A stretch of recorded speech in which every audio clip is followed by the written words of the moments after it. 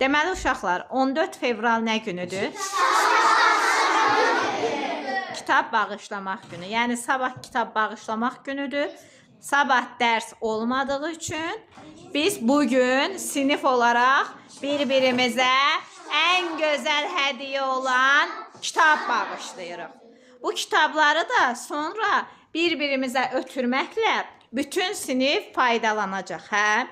Məsələn, sən oxuyacaqsan, digərinə verəcək, digəri öz kitabını sənə verəcək. Ona görə də biz çalışmışıq ki, müxtəlif kitablardan istifadə edək ki, hamımız müxtəlif kitabları oxuya bilək. Bunun üçün, deməli, biz bir-birimizə bugün kitab bağışlayacağıq. Hər kəs öz oturduğu sinif yoldaşına kitabını verəcək. Başlayırıq. Aha. Deməli, Yusiflə Məryəm. Afət. Nail, veririk kitablarımızı. Aha. Bəli. Bunun üçün hər kəs qəşəng kitablar alıb, hazırlayıb, gətirib. Bəli.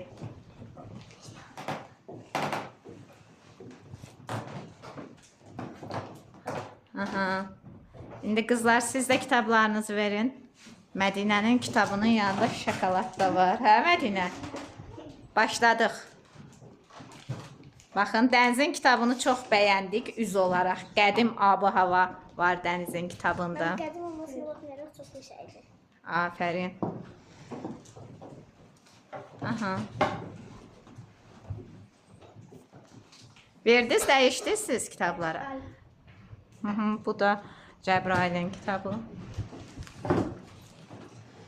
Afərin. Evdə kitab bağışlamaq günü mübarək. Zəhra həm də təbrik elədi. Uşaqlar, bunun üçün hər birinizə təşəkkür edirəm. Sizin kitab bağışlamaq gününüz mübarək olsun.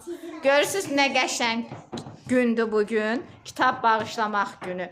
Hər kəs dünyanın ən gözəl hədiyyəsi olan bir-birinə kitab bağışlamalıdır.